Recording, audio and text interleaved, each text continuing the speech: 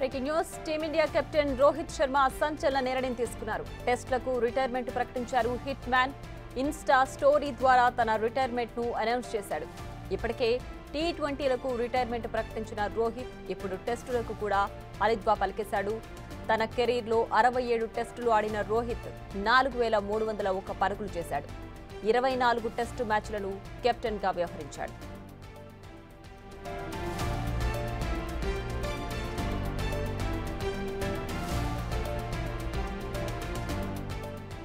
Test cricket నుంచి retired అవుతున్నాను. White ball గేమ్లో దేశానికి ప్రాతినిధ్యం వహించడం గర్వంగా ఉందని, ఇన్నేళ్లుగా తనకు మద్దతిచ్చిన ప్రతి ఒక్కరికి ధన్యవాదాలు.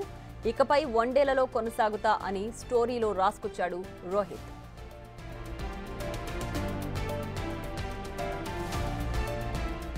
రోహిత్ టెస్ట్ మ్యాచ్లకు రిటైర్మెంట్ ప్రకటించడానికి ముందే ఓ కీలక ప్రచారం జరిగింది. ఇంగ్లాండ్ సిరీస్కు సెలెక్షన్ కమిటీ కొత్త కెప్టెన్ను ఎంపిక చేయనుందన్న ప్రచారం జరిగింది. అంతలోనే రోహిత్ శర్మ ఈ ప్రకటన చేశాడు. జూన్ 20 నుంచి ఇంగ్లాండ్తో test series ఆడనుంది team India.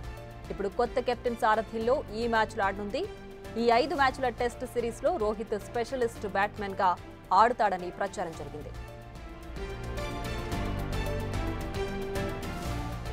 Border Gavaskar ట్రోఫీలో ఘోర వైఫల్యం తర్వాత రోహిత్ శర్మపై చర్యలు తీసుకుంటారన్న ప్రచారం జరిగింది. కానీ బీసీసీఐతో జరిగిన చర్చల తర్వాత అలాంటిదేం ఉండదన్న క్లారిటీ వచ్చింది.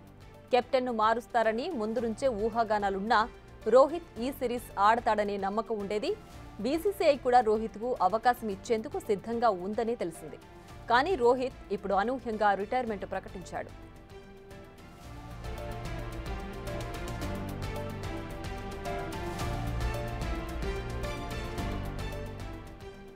ఇంగ్లాండ్తో జరిగే సిరీస్కు జస్ప్రీత్ బుమ్రా, రిషబ్ పంత్, శుభ్మన్ గిల్లలో ఎవరికో ఒకరికి టీం పగ్గాలు దక్కబోతున్నాయని తెలుస్తోంది.